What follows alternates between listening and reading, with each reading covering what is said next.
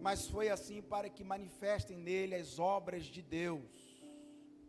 Em outras traduções, a glória de Deus. Convém que eu faça as obras daquele que me enviou, enquanto é dia. A noite vem, quando ninguém pode trabalhar. Enquanto eu estou no mundo, sou a luz do mundo.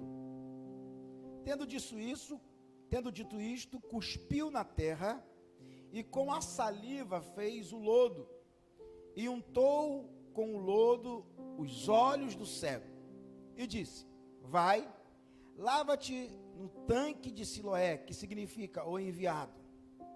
Foi, pois, lavou e voltou vendo. Então os vizinhos e aqueles que dantes tinham visto que era cego diziam: não é aquele que estava assentado e mendigava? Uns diziam: é este. Outros: parece que é ele. E ele dizia: sou eu. Diziam, pois, como se abrir os olhos. Ele respondeu e disse: um homem chamado Jesus fez o lodo e untou-me os olhos e disse: vai ao tanque de Siloé e lava-te. Então eu fui, lavei-me e vi. E disseram, pois, onde está ele? Ele respondeu: não sei. Amém? Coloca a sua mão sobre o texto sagrado, vamos falar com Deus. Pai, esta é a tua palavra, ela é fiel e ela é digna de toda aceitação. Fale conosco uma vez mais, em nome de Jesus. Amém. Amados irmãos, eu costumo dizer que todo milagre de Jesus é carregado de muitos ensinamentos poderosos, e nem sempre a lógica de Deus segue a lógica humana. Talvez em alguns momentos você pensa assim: olha, eu pensei que o Senhor fosse trabalhar da minha vida de um jeito, inclusive eu orei para que o Senhor fizesse desse jeito, e aconteceu tudo ao contrário. Mas se a gente crê que Jesus está no controle da nossa vida, não importa se aconteceu do meu jeito, não importa se aconteceu do jeito de Deus, porque eu tenho uma palavra. Romanos capítulo 8, versículo 28, diz que todas as coisas contribuem para o bem daqueles que amam a Deus. Então, se eu creio que tudo contribui para o meu bem, se eu creio que tudo contribui para o nosso bem, até aquilo que você acha que não está do jeito que você quer, no final vai ser o melhor para você. Veja que a história desse cego é uma história de muita dor, é uma história de muita dificuldade. Jesus estava passando, e diz a Bíblia que ele viu um cego de nascença. Ele fez o quê? Viu. Por que a Bíblia fala, e eu acho interessante esses detalhes da palavra, que Jesus estava passando e viu. Por quê? Porque Jesus poderia passar e não observar aquele cego. O cego não via Jesus, mas Jesus via aquele cego. Olha que paradoxo. Por que Jesus observou aquele cego? Porque há momentos em texto sagrado, por exemplo, a mulher do fluxo de sangue, que Jesus não viu aquela mulher, mas aquela mulher tocou em Jesus de uma forma diferente. Tanto é que Jesus fala assim: quem me tocou? Aos discípulos: mestre, a multidão toda está te apertando, a multidão toda te oprime. Você pergunta quem te tocou? Eu falei: não, alguém me tocou diferente, porque de mim saiu virtude. É interessante que, neste caso, Jesus vê aquele cego, Jesus observa aquele cego. Por quê? Porque eu não sei o que você está passando, mas Jesus está te observando. Entenda uma coisa, eu aprendo aqui neste milagre, é que o Senhor Jesus está vendo aquele cego. Jesus está observando aquele cego. Talvez você está orando e está achando que Deus não está ouvindo a sua oração.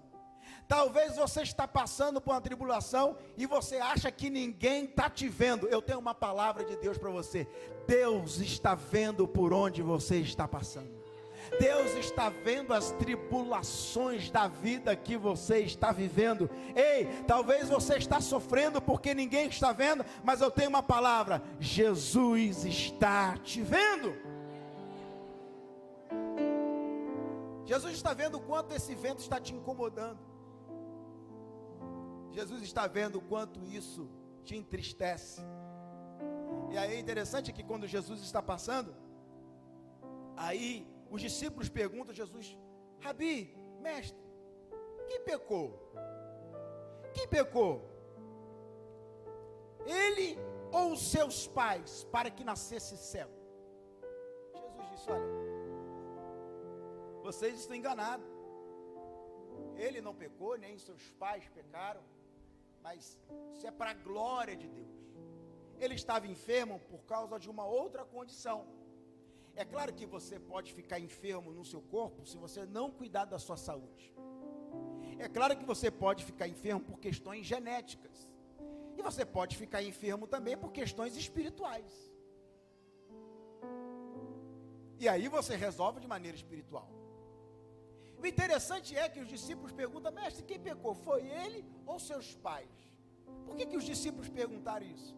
Porque havia uma crença popular que quando uma criança nascesse com alguma deficiência física, era sinal que aquela criança nasceu amaldiçoada. Essa era a crença que existia naquela época. E também acreditava que a bênção ou a maldição que estava sobre os filhos acontecia porque vinha através dos pais.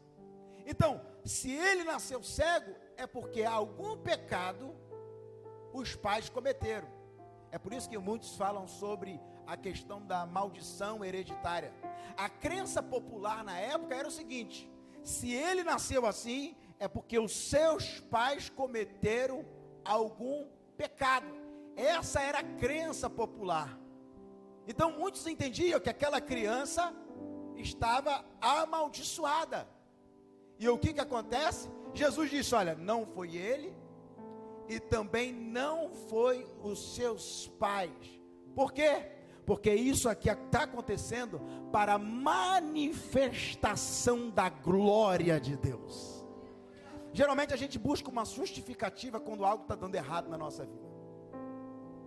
Geralmente a gente busca: será que é pecado? Os amigos de Jó acharam que de certa forma Jó estivesse pecando. Geralmente a gente busca alguma justificativa. E Jesus mostra para os discípulos, Jesus veio quebrar algumas crenças populares. Jesus veio quebrar algumas maldições da nossa vida, toda maldição na nossa vida.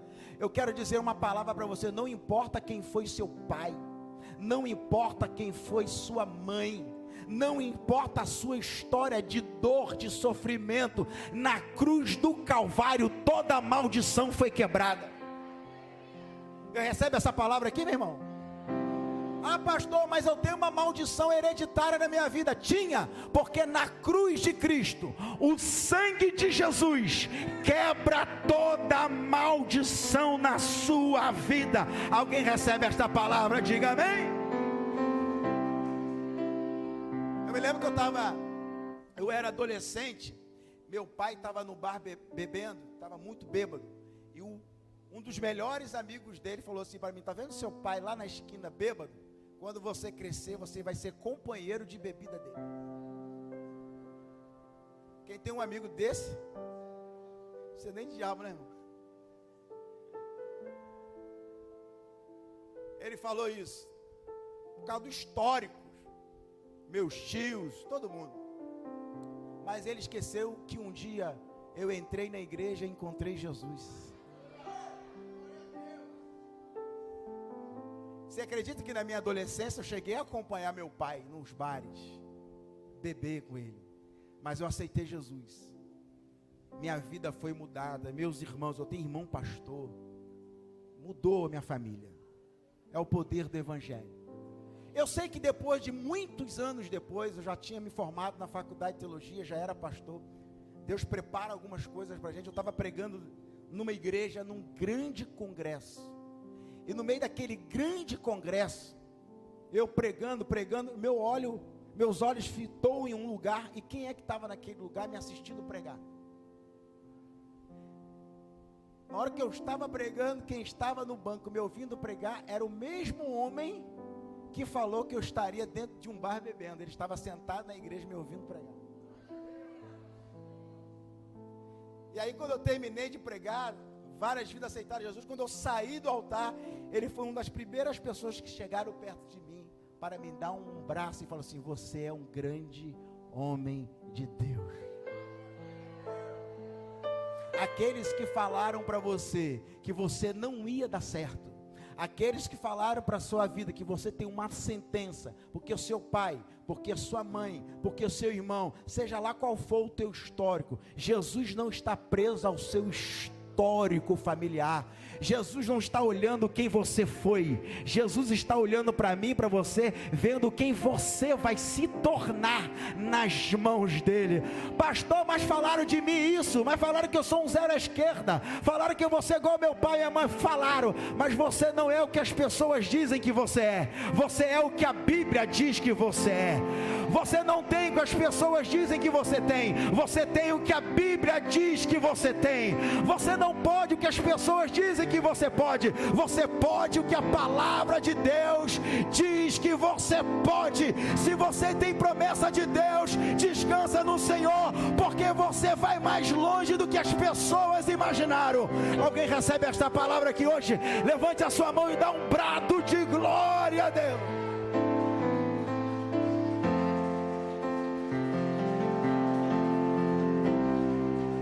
Toda vez que você encontrar com alguém que alguém condenou, diz que não vai dar em nada, você levanta a mão e fala assim: eu profetizo que você vai ser uma bênção.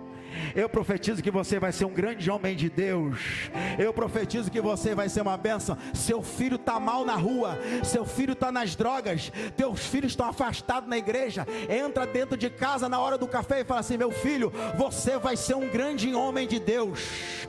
Você vai ser um pregador da palavra. Você vai andar na presença de Deus. Olha para sua família, chega no seu trabalho profetizando: eu profetizo sobre esse setor, eu profetizo sobre esse trabalho a bênção do Senhor. Ah, pastor, mas deu errado até aqui, deu errado até aqui. A partir de você, Deus vai liberar uma unção diferente. Mas pastor, minha família deu errado até aqui, mas a partir de você, você vai quebrar toda a maldição na sua casa. Quem pecou foi ele ou seus pais. Ou seja, qual é a maldição que ele carrega? Jesus falou: não tem mais maldição na vida dele. Essa era a crença. E a lógica era tão pesada que ele estava mendigando. E o fato de ele estar mendigando significa que os pais abandonaram ele, porque segundo a tradição judaica, o filho que nascesse cego, o pai poderia deserdar ele aos 13 anos de idade. Então é possível que ele estava longe do pai, longe da mãe, abandonado pelos pais, abandonado pelo pai, abandonado pela mãe, abandonado pela família, e mendigando na rua, esquecido pela família. Mas ele encontrou Jesus. Ele foi esquecido pelo pai, ele foi esquecido pela mãe, ele estava mendigando pela rua. E eu lembro de Isaías capítulo 49, versículo 15. Pode uma mãe esquecer do seu filho a qual amamenta, mas eu, o Senhor, não me esquecerei de ti. Ele estava mendigando, ele estava esquecido, mas ele encontrou Jesus. Jesus está dizendo: olha, todo mundo esqueceu de você, mas eu estou te vendo, eu não esqueci de você. Meu irmão, eu não sei o que você está vivendo, eu não sei o que você está passando. O seu melhor amigo te abandonou, a sua melhor amiga te abandonou, a sua família esqueceu de você, mas fique tranquilo, se você tem em Jesus, Ele não esqueceu de você. Isso é interessante. Então, se não foi o pai que pecou, se não foi ele que pecou, o que acontece? O que acontece é que o justo também sofre. A causa do nosso sofrimento nem sempre é questão de pecado. O nosso sofrimento também é as questões da vida, as aflições da vida, os desafios da vida. O justo também sofre. E o interessante é que Jesus, no versículo 5, diz: olha, enquanto estou no mundo, eu sou a luz do mundo. E a luz serve para quê? Para nos tirar da escuridão. A luz é para tirar a gente do engano. A luz é para trazer a manifestação da glória de Deus. Ou seja, as situações das nossas vidas servem para manifestar a luz do Senhor em nós. Então, uma das coisas que serve às tribulações da nossa vida, você está passando por luta, por dor, por sofrimento, escuta isso aqui. Esse sofrimento serve para manifestar a luz de Cristo. E a Bíblia diz que a luz é a palavra, lâmpada para os meus pés e luz para os meus caminhos é a sua palavra. E luz também é a glória de Deus. Você já parou para pensar que a dor que você está vivendo, que o sofrimento que você está vivendo, está acontecendo na sua vida, foi feita para a manifestação da glória de Deus? É porque a gente acha que sofrimento é só sofrimento. A gente acha que dor é só dor. A gente acha que tribulação é só tribulação. Não, essa tribulação tem um propósito de Deus para se cumprir. E um dos propósitos de Deus na sua vida, essa manifestação é para que você entenda o tamanho da glória de Deus na sua vida. Quem olhar para você, vai olhar para você e vai ali vai uma mulher de Deus. Ali vai um homem de Deus, a manifestação da glória de Deus na vida dele. Agora nós só temos a luz se a gente acolhe o Mestre. A gente só tem a luz se a gente acolhe a presença do Senhor na nossa vida. Então o Senhor quer manifestar a luz dele em nós. Agora interessante que na hora de Jesus curar, acontece algo inusitado, acontece algo diferente. Jesus não falou para ele assim: receba visão. Não. A Bíblia diz que Jesus cuspiu no chão, fez um lodo, e pegou esse lodo, colocou nos olhos do cego. E depois falou para o cego: vai lá no tanque de Siloé, lava os teus olhos. E diz a Bíblia que quando ele vai no tanque, lava os olhos, ele passa a enxergar, ele passa a ver. E aí nós temos alguns ensinamentos poderosos. Por que Jesus cuspiu no chão, fez o lodo e colocou nos olhos e não liberou apenas uma palavra? Por quê? Porque o agir de Deus é diferente do nosso agir.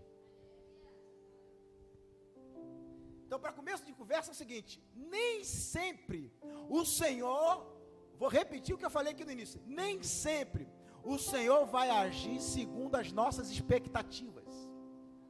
Mas uma certeza eu tenho: Ele vai agir. Vou repetir, para o pessoal da segunda chamada receber essa palavra. Vamos lá.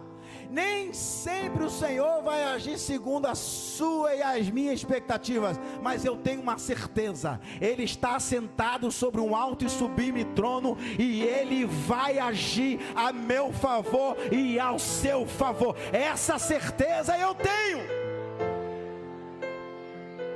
Alguém tem essa certeza aqui hoje? Não é segundo a minha vontade, não é segundo a tua vontade, é segundo a vontade dele. Ele vai agir.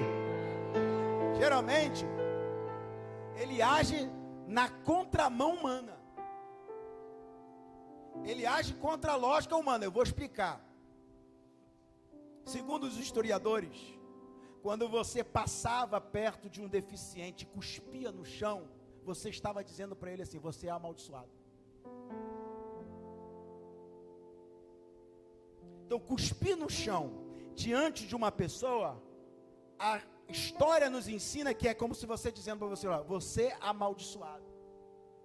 Só que Jesus faz a mesma coisa, cospe no chão, faz um lodo e toca nos olhos, mas não para amaldiçoar, mas para abençoar. Se a tradição diz que cuspir no chão você é amaldiçoado, Jesus está dizendo: eu quebro a tradição, eu quebro a história, eu quebro a maldição. Se cuspiu no chão para te amaldiçoar, eu estou cuspindo no chão, fazendo lodo para trazer a tua visão, para fazer você enxergar, para você ser abençoado.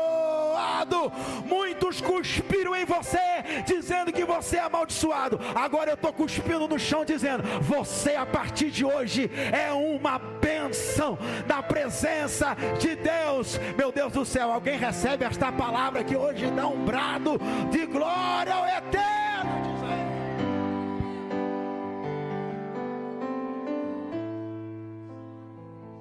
Imagina quantas vezes ele ouviu alguém cuspir no chão. Imagina quantas vezes ele ouviu o cuspe de alguém. Quando ele ouviu o cuspe de Jesus, ele falou assim: mais um. Imagina ele ouvindo assim, o cuspe de alguém. E ele falou assim: lá, estão me dizendo que eu sou amaldiçoado. Ele devia ter um sentimento de culpa absurdo. Imagine as crises emocionais que esse cego tinha. Eu nasci assim por causa de um pecado do meu pai e da minha mãe. Eu estou assim por causa de um pecado meu. Imagina as crises emocionais que aquele cego tinha.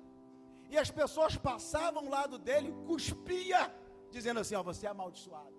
Só que chega Jesus do lado dele e cospe também. Talvez ele pensou: mais um que eu esperava que ia me curar, está me amaldiçoando. Só que Jesus cuspiu dizendo: olha, estão cuspindo para te amaldiçoar, mas eu quebro essa maldição agora na sua vida. Sabe o que Jesus está dizendo? Aquilo que era sinal de desonra, aquilo que era sinal de maldição, o cuspe era sinal de maldição, o cuspe era sinal de desonra. Jesus está dizendo: eu estou cuspindo agora como um sinal de bênção na tua existência, eu estou cuspindo agora como um sinal de bênção na tua vida, como um sinal de cura sobre você. Eu estou quebrando toda a maldição. Sabe o que Jesus está falando sobre as nossas vidas? Aquilo que era sinal de vergonha na nossa história, aquilo que era sinal de maldição na nossa vida e de desonra, o Senhor está transformando em um lugar de bênção. O Senhor está transformando em um lugar de honra na nossa vida. Aquilo que era vergonha será honra. O lugar onde a gente foi mais humilhado, a gente vai ser honrado para a glória de Deus.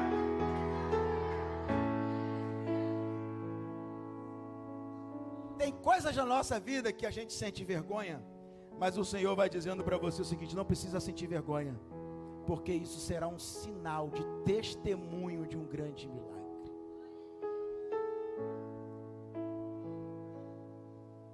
Ou seja, essa atitude de Jesus com ele era o seguinte: olha, não se sinta mais rejeitado, não se sinta mais rejeitado pelos seus pais, pelos seus amigos, e talvez ele se sentia rejeitado até por Deus. Jesus está dizendo: nem Deus te rejeita. Jesus estava dizendo que eu não rejeito você, eu não me esqueço de você. Aí Jesus fala assim: vai lá no tanque de Siloé. E sabe o que é interessante? Quando Jesus fala para ele, vai no tanque, ele ainda não estava enxergando. Alguém pegou aí? Jesus falou para ele assim: vai no tanque e lava os olhos, mas ele ainda não estava enxergando, mas ele foi. Ou seja, você não precisa enxergar para obedecer.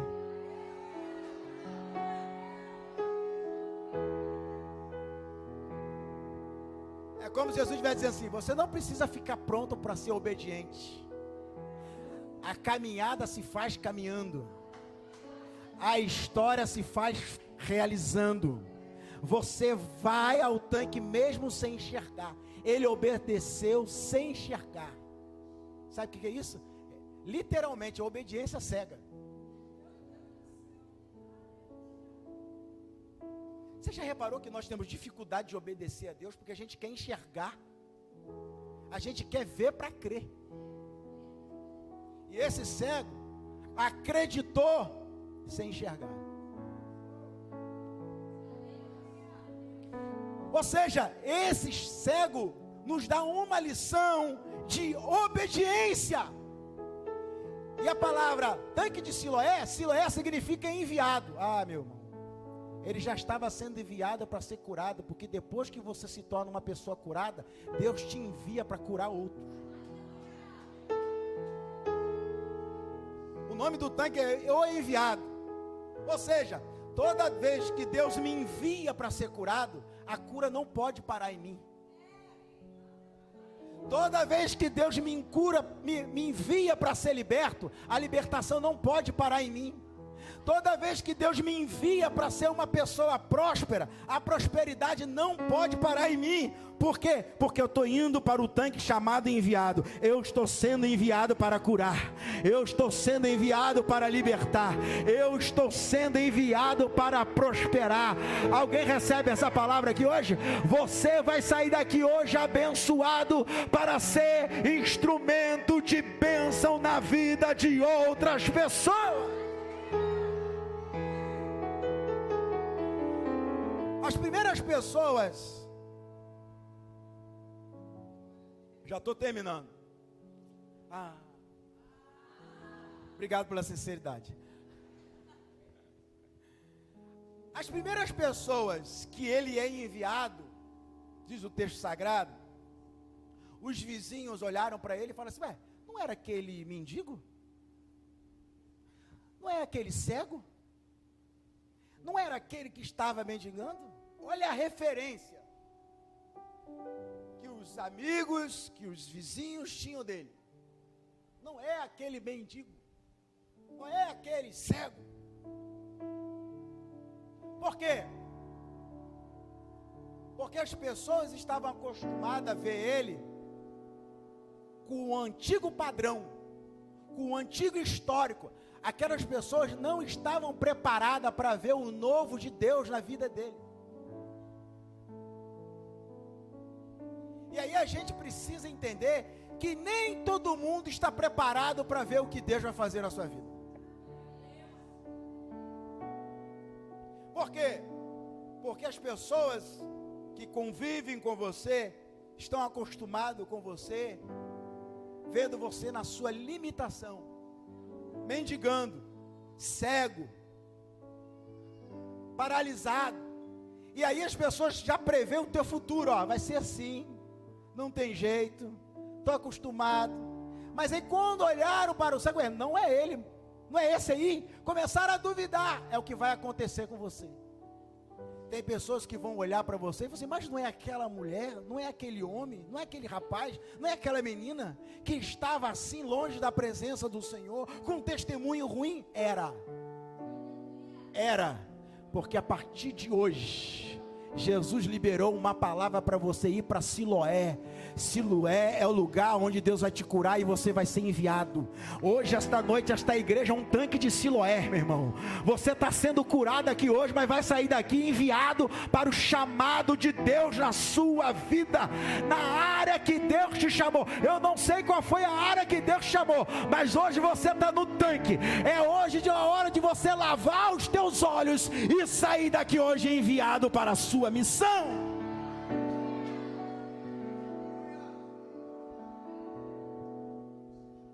As pessoas estão acostumadas em ver você com o antigo padrão. estão acostumados a ver você como você era. Até você vai ficar assustado com o que Deus vai fazer na sua vida. Essa semana eu recebi uma foto da igreja que eu estava pastoreando antes daqui, de 10 anos atrás. Só era pele, osso e cabelo. Aí os irmãos falaram assim: pastor, olha que foto que apareceu aqui nas redes sociais.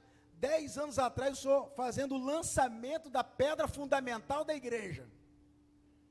O tempo passa tão rápido, né, gente?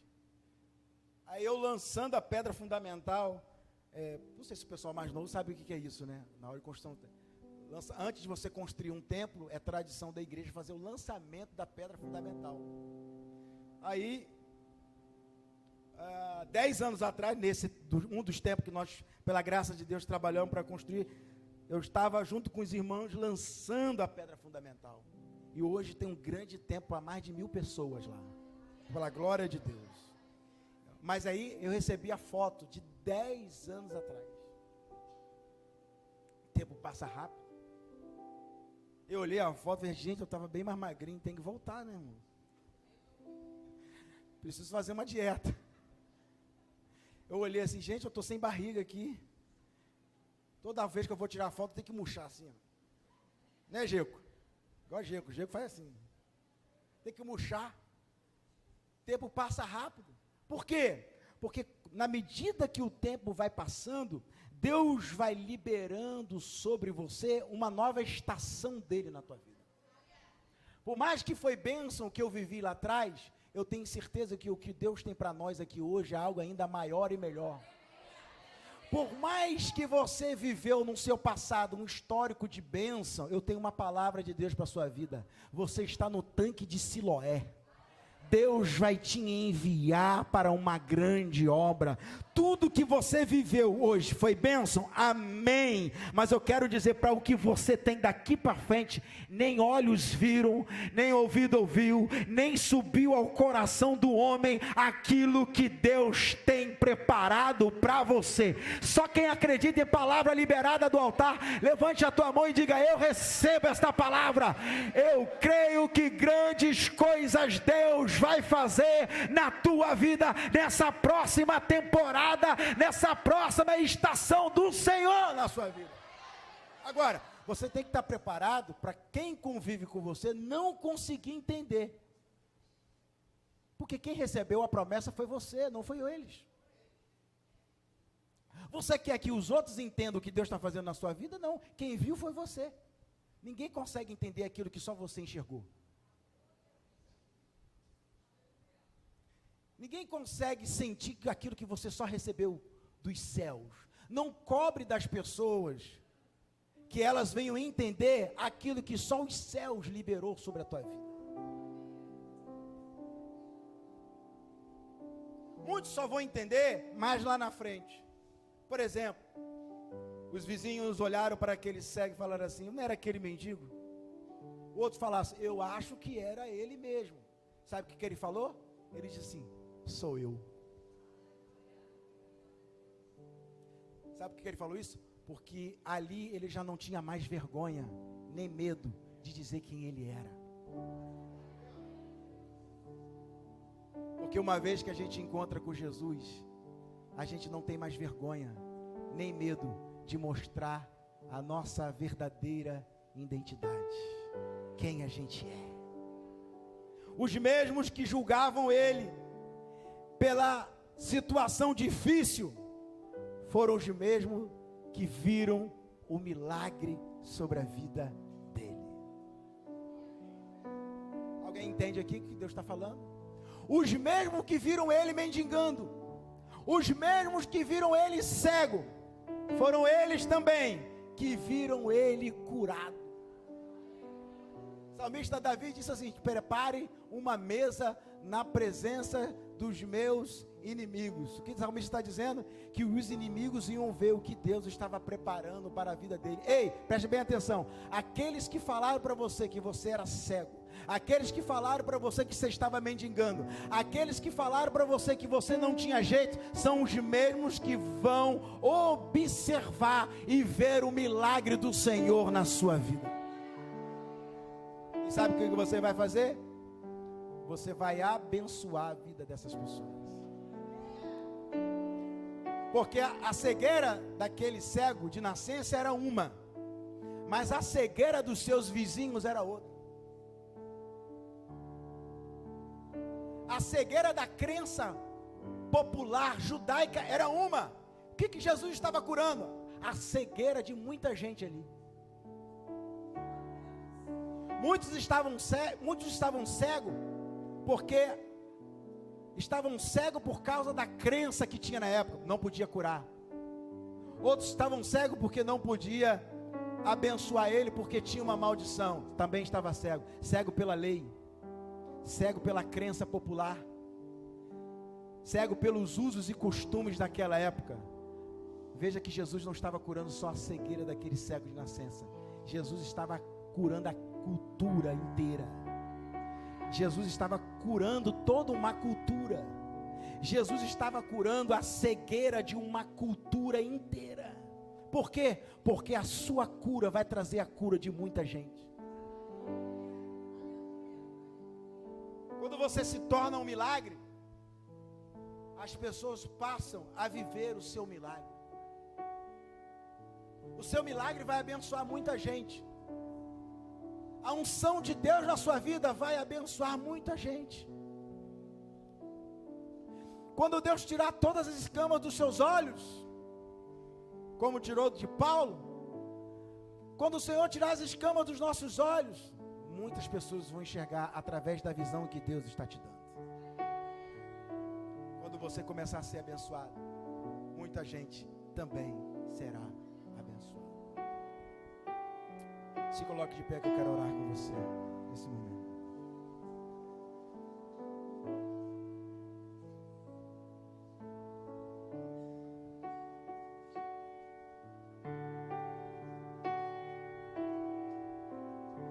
Aleluia. Tudo para mim. Sai do seu lugar, vem aqui no altar. Creio que